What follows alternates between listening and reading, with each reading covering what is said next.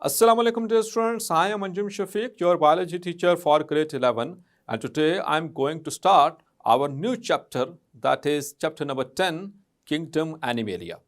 So let's move to the classboard.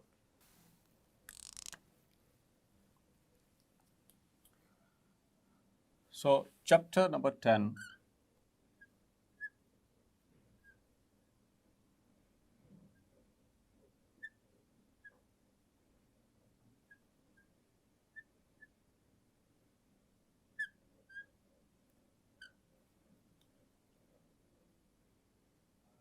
that is Kingdom Animalia.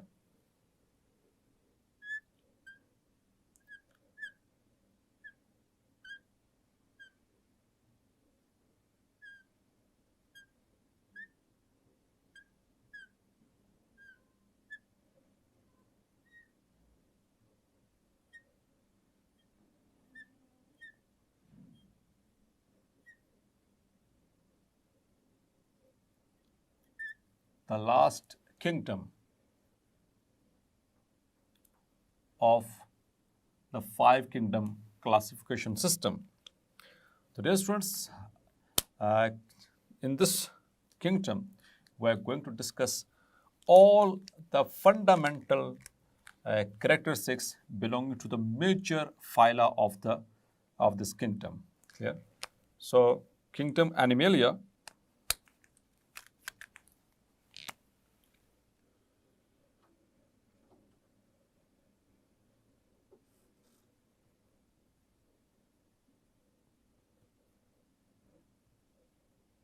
includes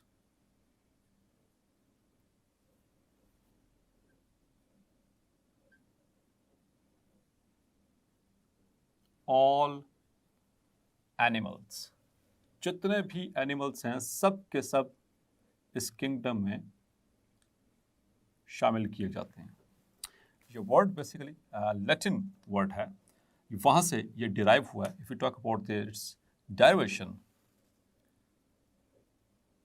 Animalia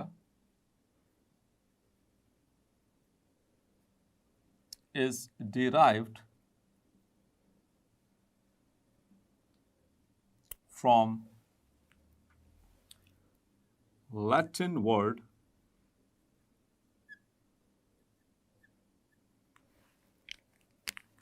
that is anima.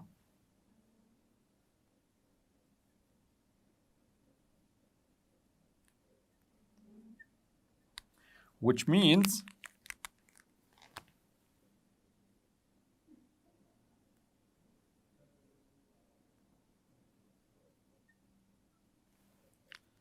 breath or soul. Breath or soul. तो हर वो जानदार जो जिसके अंदर अमल तनफ़ुस means respire करता था, जिसके अंदर विजिबल थी ये रेस्पायरेशन, और उसमें ये ब्रेथ उसी से ही है. ठीक है, रेस्पायरेटरी सिस्टम जिसके अंदर जो विजिबली दिखता था, पता चलता था कि सांस ले रहा है. या फिर ये रूह के सेंस में जब भी कोई एनिमल की डेथ होती थी, सो उसमें से वो डेड हो जाना और उसमें से उसकी जो सोल है उसका एस्केप हो जाना. सो बेसिकली ये वहीं से ये कंबाइंडली डिराइव्ड वर्ड है लैटिन एनिमा, जिसका मतलब ब्रेथ या सोल, ऐसी जानदार चीज़ जो सांस लेती हो, जिसके अंदर रूह का कॉन्सेप्ट हो. So it is a long ago in the histories of the Latin words. अब अगर हम बात करें डियर स्टूडेंट्स इसके किंगडम एनिमेलिया की या इन एनिमल्स की, तो दो तरह के हमने जो किंगडम सिस्टम्स पढ़े. अगर हम ट्रेडिशनल किंगडम सिस्टम की बात करें तो उसमें से दो तरह के एनिमल्स शामिल हैं. Traditional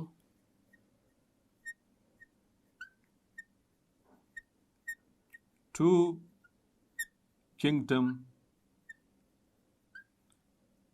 classification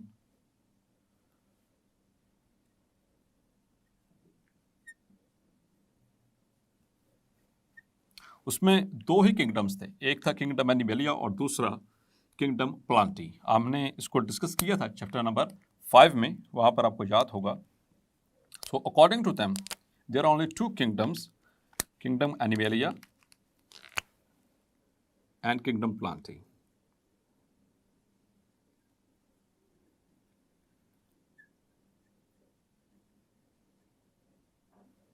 And number 2, the second kingdom only was kingdom Animalia. और इस क्लासिफिकेशन सिस्टम के तहत ये 2 किंगडम जो ट्रेडिशनल क्लासिफिकेशन थी, इसमें 2 तरह के एनिमल्स को इंक्लूड किया जाता है.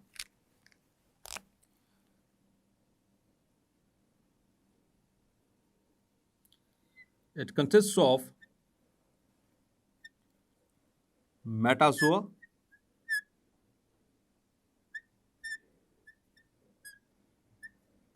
and protozoa. Clear? Metazoa basically इसका जो सब कैटेगराइजेशन है इस किंगडम की, it consist of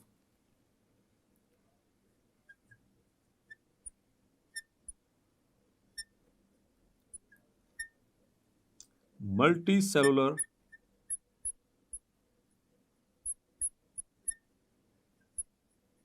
animals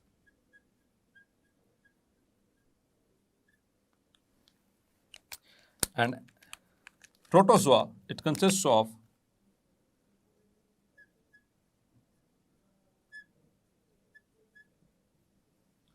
one-celled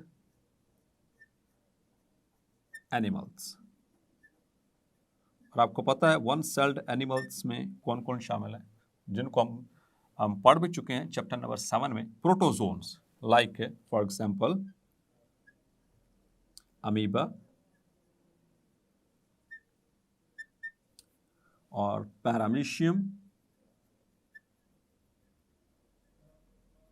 etcetera, Plasmodium.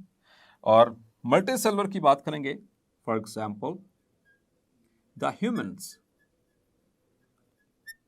इसमें एक एग्जांपल काफी आपको समझाने के लिए. So that is what we called as the traditional classification system. लेकिन आपको पता है इस बुक में हमने we have followed the 5 kingdom classification system. And this book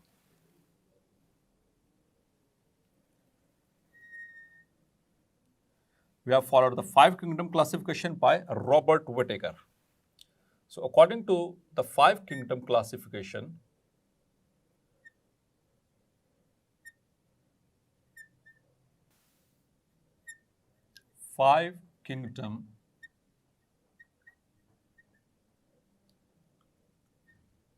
classification system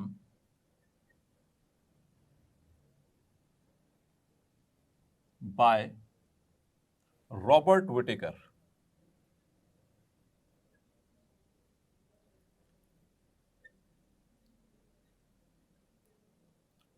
So according to him, जो एनिमल्स हैं वो ट्रू मल्टीसेलुलर, उनके कुछ कैरेक्टरिस्टिक्स हम पहले भी पढ़ चुके, रिवाइज कर लेते हैं. So according to this, animals are number 1, they are true multicellular. They are true multicellular. They are eukaryotic and they are diploid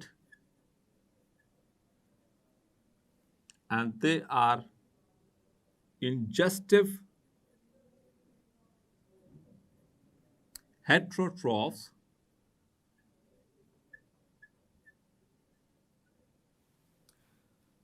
They are formed or developed from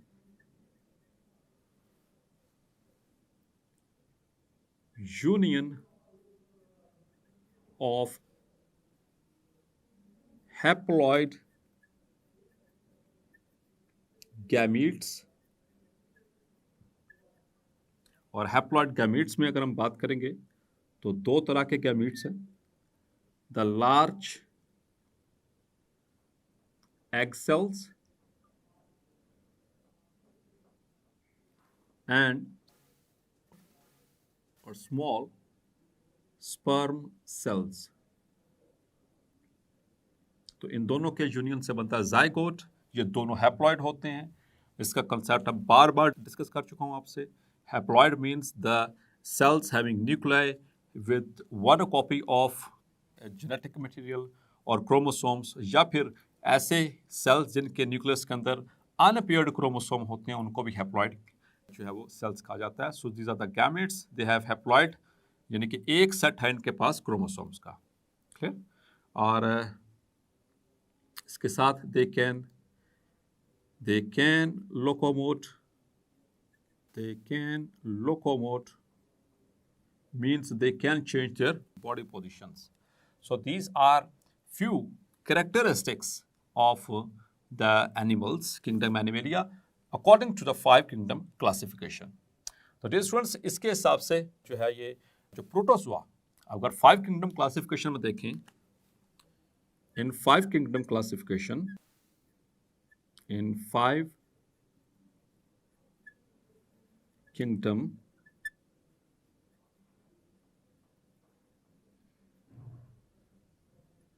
classification system,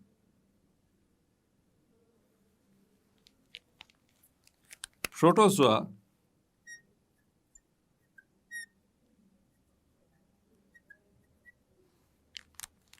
belongs to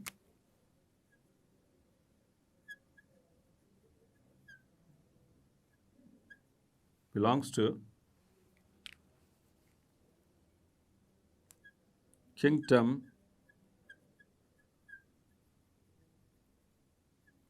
Protoctista. Clear? So ये एक अलग से kingdom है 5 kingdom classification में, जबकि traditional system में ये दोनों ही एक ही किंगडम में शामिल थे, मेटाजोन्स एंड द प्रोटोजोन्स।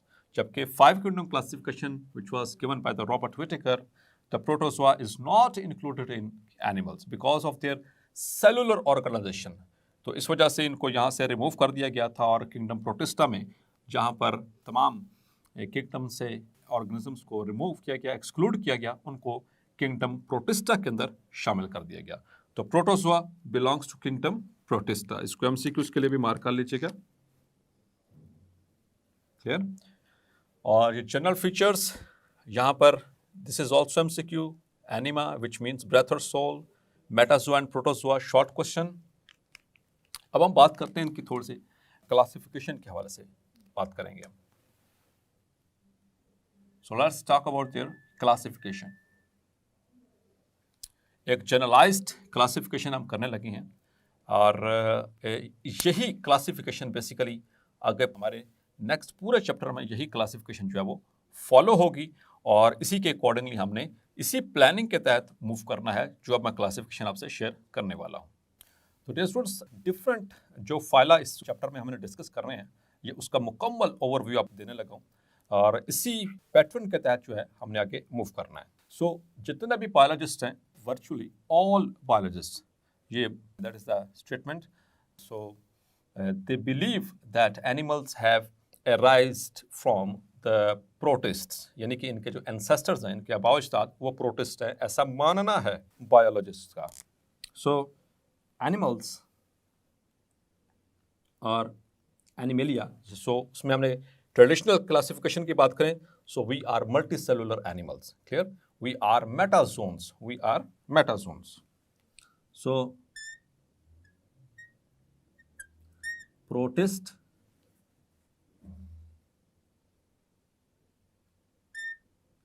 एंसेस्टर्स, तो यहां से जो है वो कहानी स्टार्ट होती है। और एवोल्यूशनरी कॉन्सेप्ट की अगर हम बात करें तो ये दो तरह के थे, ठीक है, यानी कि जो सब किंगडम हमारे पास आ रहा है एनिमलिया का। So there are to.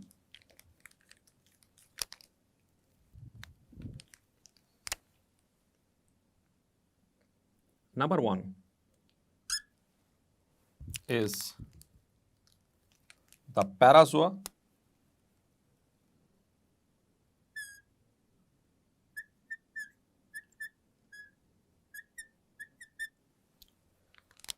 और दूसरी इसी की कैटेगरी यहां से एराइज होते हैं यूमेटाजोआ।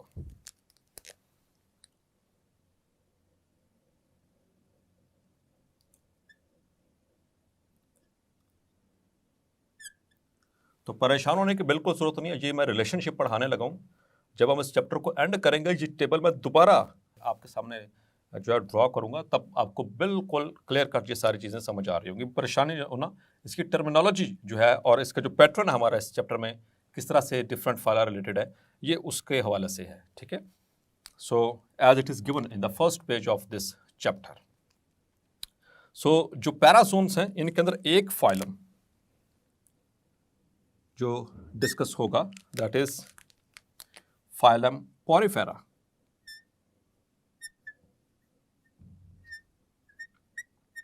तो डियर स्टूडेंट्स, ये जितने भी मैं नाम लिख रहा हूं, ये फाइलम का आपस में जो जो डिफरेंट फाइला हैं उनका आपस में रिलेशनशिप है।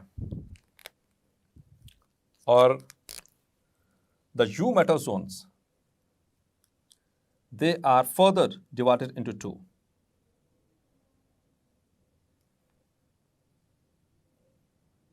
ये दो कैटेगरीज में डिवाइडेड ऑन ग्रेड रेडिएटा, इनकी सिमेट्री के तहत के ऊपर,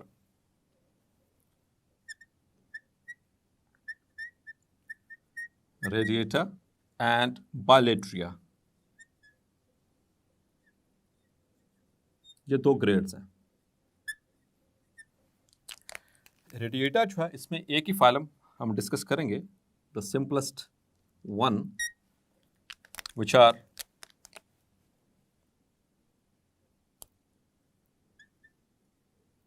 Coelenterata, क्लियर। और बायलेट्रा, इसमें आगे डियर स्टूडेंट्स मुख्तलिफ क्लासिफिकेशन है सिमेट्री की, सिमेट्रिकल एनिमल्स की, चूंकि बायलेट्रल सिमेट्री है, दो हाफ्स में हो सकते हैं।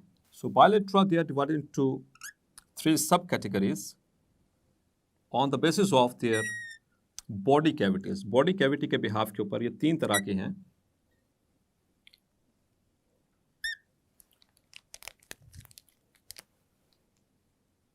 Acoelomates,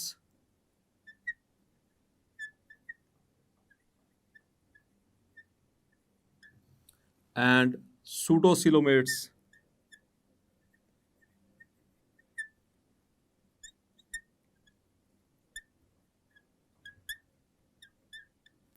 and coelomates.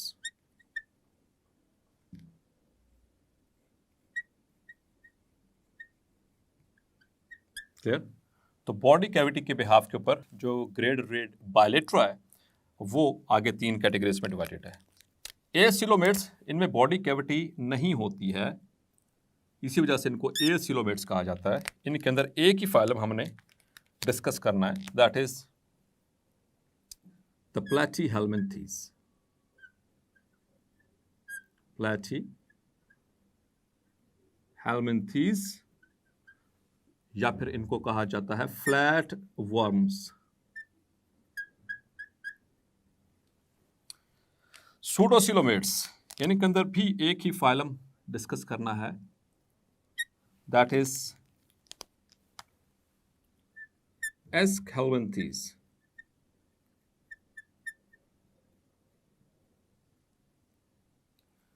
These are the round worms, इनको राउंड वर्म्स कहा जाता है।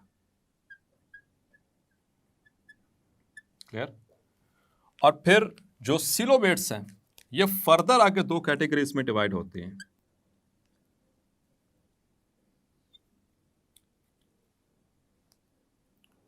into proterostomes and deuterostomes.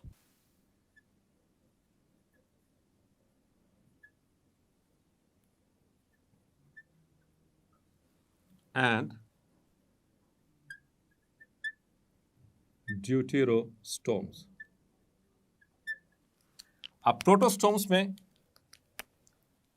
further there are 3 phyla starting from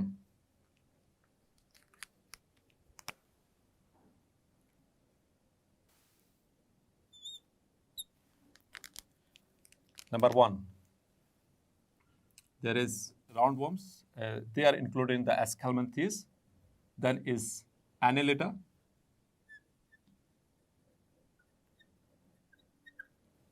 Then is Arthropoda. And the third one is Mollusca.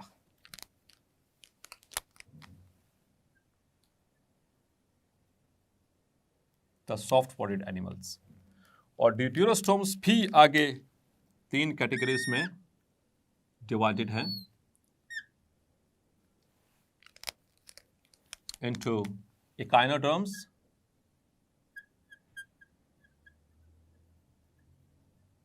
और echinodermata, spiny skinned animals, starfish वगैरह इसमें हम पढ़ेंगे, और दूसरा इसमें Hemichordata,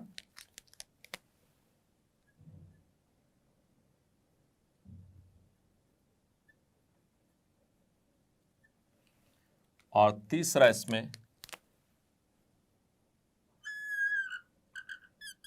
the chordata, phylum Chordata.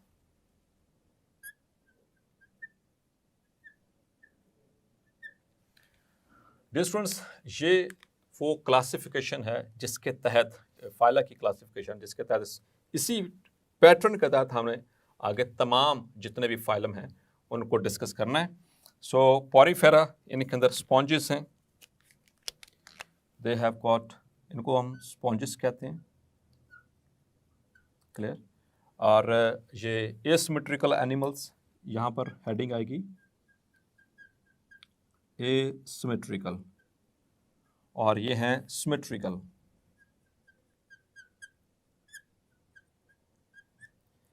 और यहाँ पर सिमेट्री के बिहाफ पर बाइलेट्रिया और रेडिएटा, और सीलेंट्रेटा इसमें डिप्लोब्लास्टिक एनिमल्स, और जो रेडिएटा है एक्चुअली ये डिप्लोब्लास्टिक, और बाइलेट्रा दे आर ट्रिप्लोब्लास्टिक।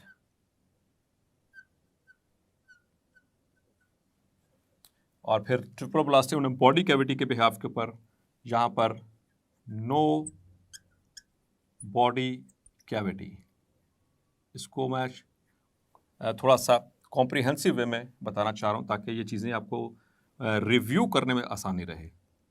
और यहाँ पर false body cavity in pseudocoelomate, pseudo का मतलब ही फॉल्स होता है, और यहाँ पर true body cavity.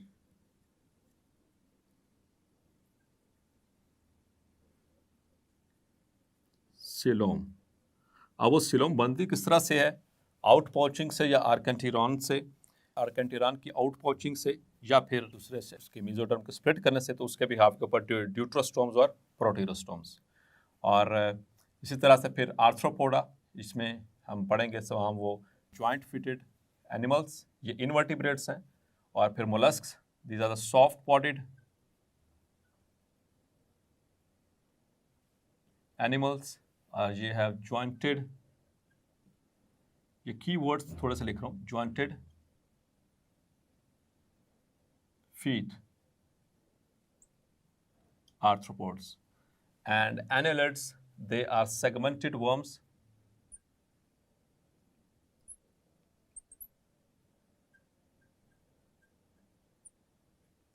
echinoderms, they are spiny skinned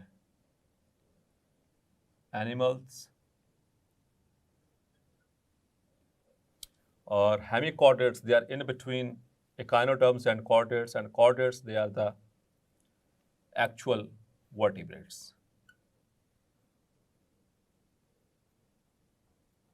clear. और फिर chordates के आगे फिर 2 सुपर क्लासेस इनकी आगे, और फिर आगे मज़ीद इनकी यानी कि सब क्लासिफिकेशन मौजूद है, वो आगे चलकर हम इसको डिस्कस करेंगे जब फाइला को इंडिविजुअली डिस्कस करेंगे। सो डियर स्टूडेंट्स, होपफुली आज का लेक्चर भी आपको क्लैरिफाई हो गया होगा। मिलते हैं नेक्स्ट लेक्चर में और डिस्कस करेंगे the development of complexity in animals. तब तक अपना ख्याल रखिएगा। अल्लाह हाफिज़।